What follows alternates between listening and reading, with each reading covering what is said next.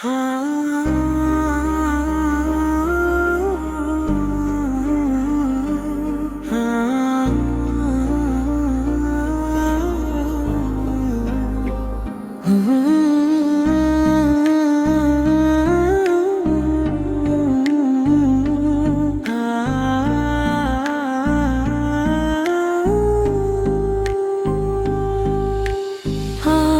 অনেক দিন পর তোমার কাছে একটি চিঠি লিখতে বসেছি। জানি তুমি আমার মুখে না বললেও হৃদয়ে সব কথা জানো। তবুও আজ চোখের জলে ভিজে যায় কাগজে আমার হৃদয়ের কথা লিখতে চাই। হে আল্লাহ, ছোটবেলায় যখন কিছুই বুঝতাম না, তখনও তুমি আমাকে আগলে রেখেছিলে।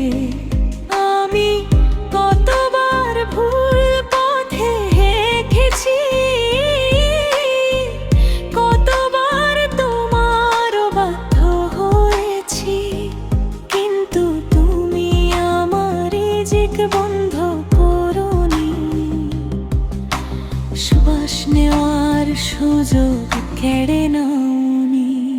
আমি ভুলে গেছি, কিন্তু তুমি আমাকে ভোলোনি। হে আমার রব, রাতের অন্ধকারে যখন সবাই ঘুমিয়ে পড়ে, তখন আমার বুকের ভেতরে কান্না শুধু তুমি শুনতে পাও। মানুষের কাছে আমি হাসি, কিন্তু আমার হৃদয়ের ব্যথা শুধু তুমি জানো। কত গুনাহ করেছি তার হিসাব আমার নিজের কাছেই নেই। নামাজে কত অলসতা, কত অবহেলা, কত ভুল কথা, কত ভাঙা প্রতিশ্রুতি।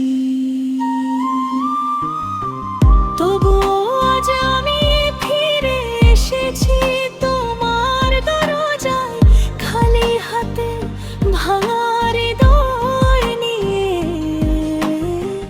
হে ক্ষমাশীল রব, আমি জান্নাত চাই শুধু তার সৌন্দর্যের জন্য। আমি এমন একটি জায়গা চাই যেখানে আর কোনো বিচ্ছেদ থাকবে না,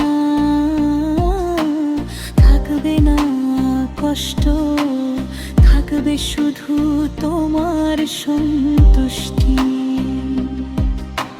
যেদিন আমার কাফন পরানো হবে, সবাই আমাকে বিদায় দেবে, তখন যেন আমার কবর অন্ধকার না হয়। আমার ভুলগুলো তুমি ক্ষমা করে দিও। আমার মা বাবাকে রহমত দিও। যারা আমাকে কষ্ট দিয়েছে তাদেরও ক্ষমা করে দিও। যদি কখনো আমার এই চিঠি কোনো মানুষের হৃদয় ছুঁয়ে যায়, তবে সে যেন আজই তোমার পথে ফিরে আসে।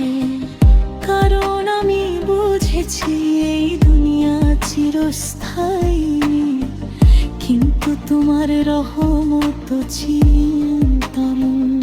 হে আল্লাহ, এই চিঠির প্রতিটি অশ্রুবিন্দুকে তুমি তওবা হিসেবে কবুল করো।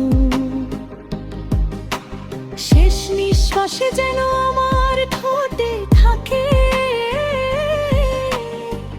লা ইলাহা ইল্লাল্লাহ মুহাম্মাদুর রাসূলুল্লাহ।